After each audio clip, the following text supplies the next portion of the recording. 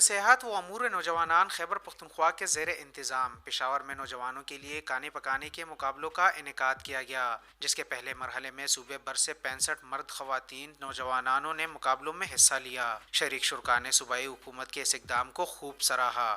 بہت اچھا جا رہا ہے کمپٹیشن۔ ہم لوگ بیسکلی اسکلز جج کر رہے ہیں، اس کے لیے ہم نے ان کو ڈفرینٹ جو تھیمز ہیں، ڈفرینٹ کوزینس ہیں، ان میں سے سلیکشن کر کے ہم نے دیا ہے ان کو چیزیں، اور بائی لاٹری سسٹم دیا ہے کہ 3 چیزیں ہیں تو ہر بچہ جو اپنے لیے سلیکٹ کرتا ہے وہ وہی بنائے گا۔ ایسے ایونٹس بالکل پشاور میں نہیں ہوتے، پشاور کو پتہ نہیں گورنمنٹ اتنی توجہ نہیں دیتی، تو یہ اس دفعہ انہوں نے دیا توجہ، تو ہم بہت خوش ہیں، اور اسی طرح ہونا چاہیے۔ یوتھ کے لیے کافی انکریجمنٹ ملتی ہے ہمیں، اور آج کل ہر طرف ڈپریشن، ٹینشن ہے، تو ایسی چیزیں اٹینشن ڈائیورٹ کرتی ہیں۔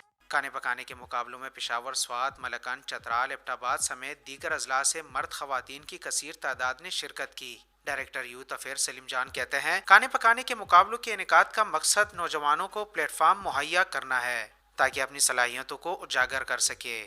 مقصد یہ تھا کہ یوتھ جو ہماری خیبر پختونخوا کی ہے مختلف فیلڈ کی طرف جا رہے تھے، کوئی جو ہے نا سٹارٹ اپس کی طرف جا رہے تھے، کوئی جو ہے نا ایجوکیشن سیکٹر میں دوسری طرف جا رہے تھے، مختلف فیلڈز میں جو ہے نا یہ لوگ پارٹیسپیٹ کر رہے تھے۔